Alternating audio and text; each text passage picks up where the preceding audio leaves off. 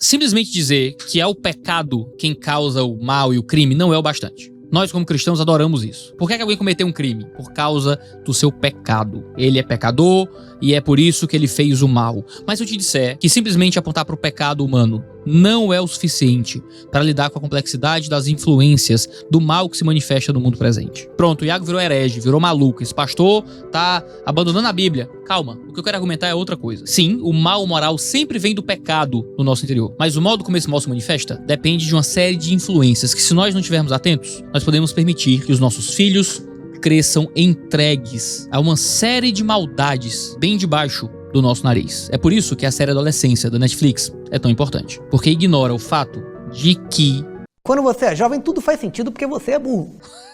Deve ter ouvido essa frase, mas eu quero complexificá-la. Sim, eu vou fazer teologia em cima de choque de cultura também. Mas essa é uma frase importante. Quando você é jovem, tudo faz sentido pra você porque você é burro. Essa é uma icônica frase de Renan de Almeida, personagem de Daniel Furlan no programa Choque de Cultura. Uma frase que ironiza a inexperiência e o excesso de certezas dessa fase da vida do ser humano, a adolescência.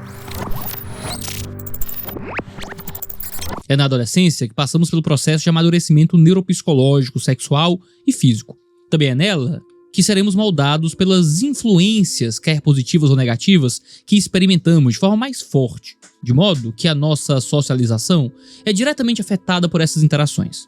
Também é na adolescência que deveríamos começar a desenvolver nosso senso de responsabilidade, entendendo que decisões têm consequências e que cedo ou tarde teremos que lidar com elas. Se a infância é uma fase de absorção sem muita análise crítica, a adolescência é a fase no qual o pensamento crítico começa a ser desenvolvido. Adolescentes são cheios de certezas, ou às vezes não possuem certeza nenhuma e vivem nesse extremo porque estão saindo da fase da esponja para a fase da avaliação do que está à sua volta. A brincadeira do Renanzinho tem seu fundo de verdade. Tudo faz sentido, porque o adolescente transita nas avaliações que faz e não raramente apresenta mudanças em suas opiniões, muitas vezes cheias de convicção em vários assuntos, e transita de um tema para o outro, encontrando sentido nele, embora algumas vezes possam ser temas sem nenhuma conexão entre si. E claro, a caracterização de burro é pela piada. A caracterização mais correta seria inexperiente. Logo, se a gente quiser acabar com a piada, a gente pode dizer que quando você é jovem, tudo faz sentido porque você não tem experiência ainda. Adolescência é uma série criada por Jack Thorne e Stephen Graham, dirigida por Philip Barantini. Ela conta a história de Jamie Miller, um jovem de 13 anos acusado de ter matado uma colega de escola, Kate. Diferente de séries e histórias criminais no estilo Who Did It? Quem foi que fez isso? Em que o espectador ou leitor é fisgado tentando descobrir quem realmente é o culpado, ou se o acusado é realmente quem de fato fez aquilo, Adolescência gira em torno das motivações que levaram ao ato. É aqui que essa série brilha e realmente impacta quem a assiste. Stephen Graham, que também atua como pai de Jamie, contou em entrevista à CNN Portugal e no programa do Jimmy Fallon que se deparou com a notícia da morte da jovem Ava White, uma menina de 12 anos assassinada por um jovem de 14 anos em Liverpool. Pouco tempo depois, ele leu outra notícia narrando que outra jovem também foi assassinada por um rapaz em outra ponta do país, em outro contexto social e econômico. Isso trouxe uma indignação consciente a Graham, e principalmente a pergunta por quê? O que leva um jovem que ainda está na idade de amadurecimento a cometer um ato tão hediondo como esse? Em entrevista, ele afirma que de prontidão pensou que a culpa seria a falta de educação em casa, mas quando refletiu um pouco mais, ele enxergou a situação de uma forma menos monolítica. Ele comenta que talvez se deva aos pais, ao sistema escolar, ao governo, à comunidade e à estrutura social em que a criança é criada. É interessantíssimo ver como ele sai de uma resposta simplista para uma resposta mais madura e mais complexa. Muitas vezes nós nos precipitamos a oferecer respostas prontas, afirmando simplesmente que a culpa é do pecado de cada um, a culpa é disso, a culpa é daquilo, como se tudo fosse tão monolítico. Não é a sociedade que corrompe o homem, é por causa do pecado e da maldade intrínseca ao seu coração. A gente gosta de dar respostas certas, mas que não olham para a completude da experiência humana. Quando nós olhamos para esse tipo de crime e simplesmente atribuímos isso ao pecado, a gente está falando uma coisa completamente certa. Mas afirmar que o ser humano nasce em pecado não exclui o fato de que existem influências que o levam a cometer certos tipos específicos de pecado. A afirmação bíblica, segundo a qual é o pecado que nos leva a cometer atos que ofendem a Deus e que podem até mesmo ser vistos legalmente como atos criminosos, não exclui o fato de que esses atos também recebem influências da vida que nós tivemos. Pense, por exemplo, no caso de Roboão, A Bíblia nos informa que a sua decisão pecaminosa foi influenciada por causa do conselho dos jovens que eram próximos a ele.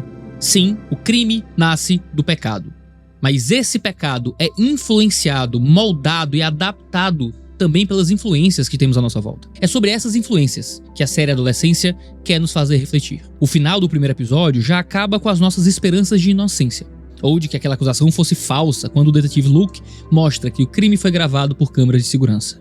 Jamie era definitivamente culpado. A série é brilhante por dois motivos. O primeiro é técnico, foi gravada em plano sequência, no qual não há nenhum corte, sequer cortes falsos, de forma que acompanhamos todos os personagens como se fosse em tempo real, nos prendendo à narrativa de uma forma particular. Em segundo lugar, ela é audaz em não mostrar um dos elementos de uma narrativa criminal mais comum, que é o crime. Tudo o que vemos é Ed e Jamie assistindo a gravação do crime através de um computador. É como se os criadores não quisessem usar o apelo da violência. Afinal, nós não precisamos ver uma cena violenta para sabermos da violência que o ser humano é capaz de cometer. Mas mais do que isso, o crime foi influenciado também por meio do computador. Uma vez que o crime recebe influência da tela, ele é representado como algo que só é visto na tela. As consequências, no entanto, são muito reais. Esse tipo de narrativa é muito poderosa no cinema. Você pensa no recente Anatomia de uma Queda, que ganhou o Oscar de melhor roteiro original em 2024, onde o crime não é visto, é apenas narrado e toda a discussão é sobre narrativa, inclusive. Nada como bons roteiros para nos prender a atenção em dramas profundos e reais. Os criadores da minissérie querem que vejamos o choque de um pai que enxerga o seu filho cometendo um crime brutal. A negação do filho diante daquilo que é claramente um fato. Os criadores querem que sintamos a dor de um pai que descobre como a educação que ele deu, que não parecia uma educação claramente ruim, falhou. A segurança que ele quis prover não foi o suficiente. Não reproduzir os padrões violentos que recebeu não foi o bastante. A forma como ele criou o seu filho não impediu a barbárie. Ele, que sofreu uma criação violenta, virou um homem bom. Enquanto seu filho, que recebeu uma criação razoavelmente boa, se torna um monstro, assassino e violento. A série quer nos fazer refletir que isso pode acontecer em qualquer família. Independentemente de crenças, situação social, financeira, cultural, étnica, dentro de cada uma das nossas casas. Pode ser o seu filho, pode ser o seu irmão. A série é audaciosa ao focar no culpado e não na vítima. Como vemos no episódio 3, quando Jamie tem uma sessão com psicóloga, a série quer nos fazer refletir no que pode ter levado Jamie a praticar o crime pelo qual é acusado. Respostas vagas nos levam a soluções superficiais. O sangue de Abel deve nos horrorizar, mas é somente conhecendo as motivações de Caim que temos sabedoria para evitar mais atrocidades semelhantes. A Bíblia não se limita a uma resposta superficial, relatando que o primeiro assassinato se deu porque o pecado corrompeu o coração de Caim. Mas a palavra de Deus também nos choca ao revelar um importante traço da personalidade de Caim, ao narrar sua resposta a Deus quando questionado onde estava o seu irmão. Não sei. Por acaso sou o guardador do meu irmão? O desdém de Caim, no lugar do amor que ele deveria ter por seu irmão, é chocante. O crime de Jamie, que usurpa o lugar das brincadeiras de criança, também é chocante. Como pai de 2 filhos, é claro que eu temo pela segurança deles. É claro que eu quero que nenhum mal aconteça com eles. Oro a Deus por segurança, porque eu sei que apesar de todos os meus esforços, haverá momentos de suas vidas em que eu e a Isa não estaremos presentes. Como pai, eu temo que meus filhos sejam aqueles que causem mal a alguém. Não sei qual seria a minha reação se eu estivesse no lugar de Ed, vice Bernardo, com 13 anos, esfaqueando alguém. Não sei qual seria a minha reação se eu visse Catarina tirar a vida de outra colega de escola, ainda que seja porque não aguentou mais o bullying que pode ter sofrido. Dói só de imaginar. Dói imaginar que os nossos filhos podem ser levados pelo crime. Dói imaginar que os meus filhos podem causar dor e perda a outros pais. Foi o que o pai de Jamie sentiu quando ele próprio vai, no fim do 2º episódio, deixar flores na homenagem àquela que perdeu sua vida. Que horror! Saber que nós podemos criar monstros se não formos ativos no cuidado dos nossos filhos. Mas, além disso, saber que, por mais que a nossa influência seja muito presente, ela não é absoluta e que outras influências podem competir no coração daqueles que nós amamos. Acaba que o objetivo de um bom pai e de uma boa mãe é evitar também que essas más influências cheguem nos nossos filhos. É evitar por meio do relacionamento que houve, que é presente, que não se contenta em achar que eles estarem trancados em seus quartos fornece segurança o bastante. É uma visão muito arcaica. Porque o mal entra nas nossas casas, por meio dos celulares, das redes sociais, dos televisores, dos computadores. O mal não está mais apenas na rua. O mal entra nas nossas próprias casas se nós não formos pais atentos, se não formos pais que se relacionam, se não formos pais que entendem a linguagem e que participam da vida. Não reproduzir padrões de violência não será o bastante para que os nossos filhos não se tornem eles próprios violentos. A partir das pesquisas de Graham e Thorne para criar a série, Graham comenta na entrevista que deu à CNN Portugal que a internet é uma grande influência sobre nossos filhos. Em muitos casos, está a educar os nossos filhos tanto quanto nós, se não mais que nossas escolas. É claro que más influências sempre existiram, mas a grande questão é a seguinte: com a internet e ainda mais com os smartphones, essas más influências estão tão distantes quanto o deslizar da tela. Na série, nós vemos como a internet influenciou negativamente tanto Jamie como Katie, e afeta os outros adolescentes. É revelado na série que Katie, uma adolescente, enviou nudes para outro adolescente, fotos peladas dela, ela como uma adolescente que vazou essas fotos, provocando uma má fama em Katie, e que Jamie, radicalizado por uma cultura red pill, deturpa o que é uma verdadeira masculinidade ao ponto de querer se vingar ao nível do assassinato. Perceba que é justamente na área da sexualidade que a maldade encontrou brechas aqui. Ora, brecha, portões abertos. Uma vez que a adolescência é a fase do pico de produção de hormônios sexuais, a inexperiência intrínseca a essa fase e a falta de sabedoria que pode acontecer são elementos que conduzem comportamentos tendentes a moldar fortemente a personalidade de cada pessoa. É um risco muito grande. Neurologicamente, é da adolescência que a área pré-frontal do cérebro amadurece, até atingir o seu auge aos 25 anos.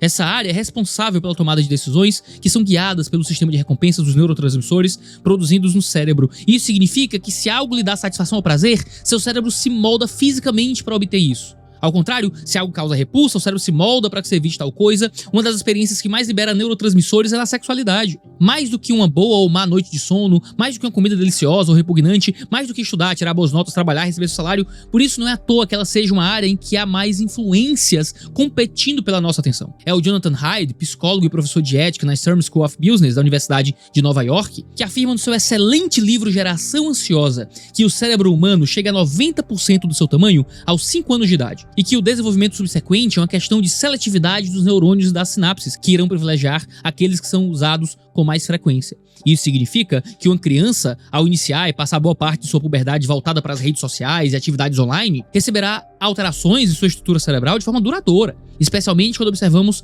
essa relação de recompensas. É um livro excelente, você precisa lê-lo. Vou deixar o link aí na descrição. Em outras palavras, a forma como alguém acostuma o seu cérebro durante a adolescência molda de forma duradoura a sua vida. Claro que não é determinante, as decisões que o indivíduo tomará e, consequentemente, o seu comportamento podem ser fatores que moldam também nosso cérebro, mas são influências muito fortes. Quando olhamos para Jamie e para tantos outros casos de adolescentes e suas práticas, por trás delas, claro, sempre haverá o pecado. Esse é o elemento mais basilar, mas a motivação envolvida em decisões que são vistas como repreensíveis, até mesmo criminosas, envolvem as influências que moldam o cérebro desses adolescentes. No caso de Jamie, especificamente, nós vemos a angústia do seu pai, quando ele desabafa que tentou de todas as formas ajudar o filho, mas não soube como. Em determinado momento, ele deu ao filho acesso à internet por meio de computadores e smartphones. Ele pensava que seu filho estaria seguro no seu quarto. E Ed se ressente porque não conseguiu perceber o impacto que as várias influências do meio digital exerceram sobre o seu filho, de forma que trouxeram repercussões terríveis à vida real. A consequência da sobrecarga de experiências virtuais acabam criando descompasso com a vida fora das telas. Jamie seguia modelos que posavam de lingerie. O seu apetite sexual acabou sendo moldado por isso. Quando a psicóloga lhe pergunta o que ele faria com uma jovem de sua idade caso ele namorasse, ele descreve preliminares de um ato sexual.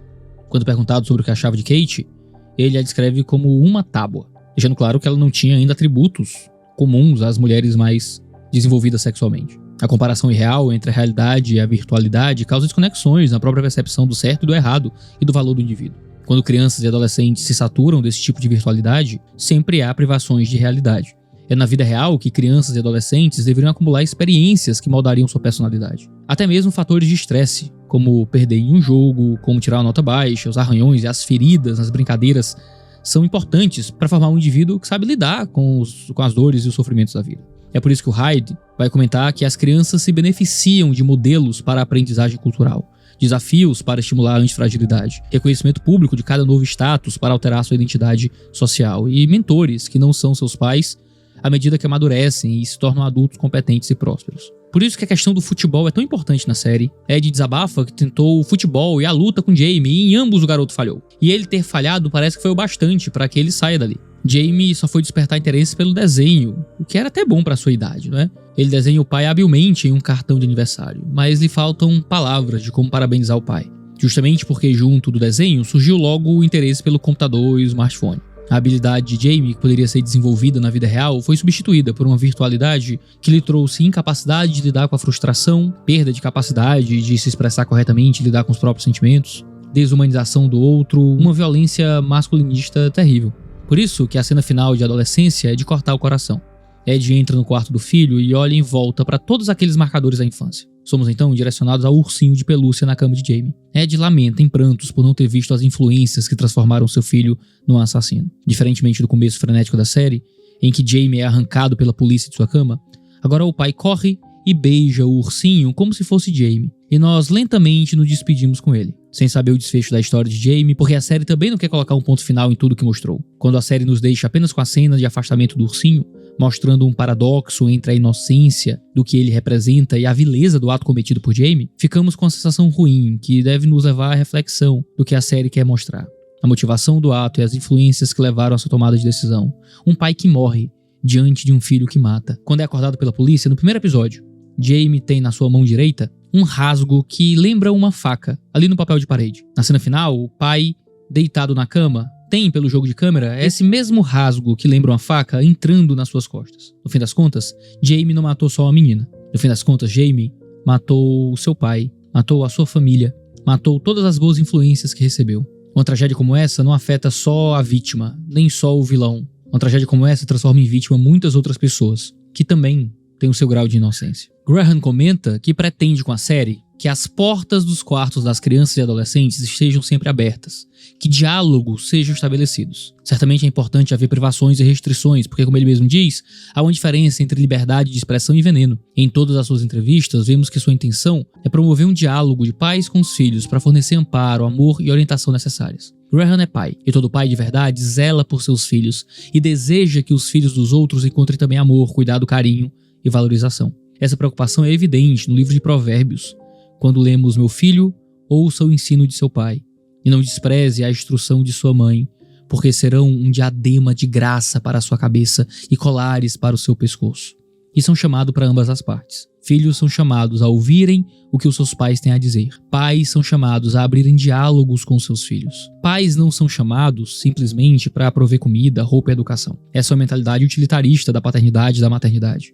Prover para o filho também é fornecer a ele o que ele precisa em todas as áreas da vida. Pais que provêm tudo o que o dinheiro pode comprar, mas que são pobres nas conversas, uma hora ou outra, podem chegar a lamentar dizendo: onde foi que eu errei?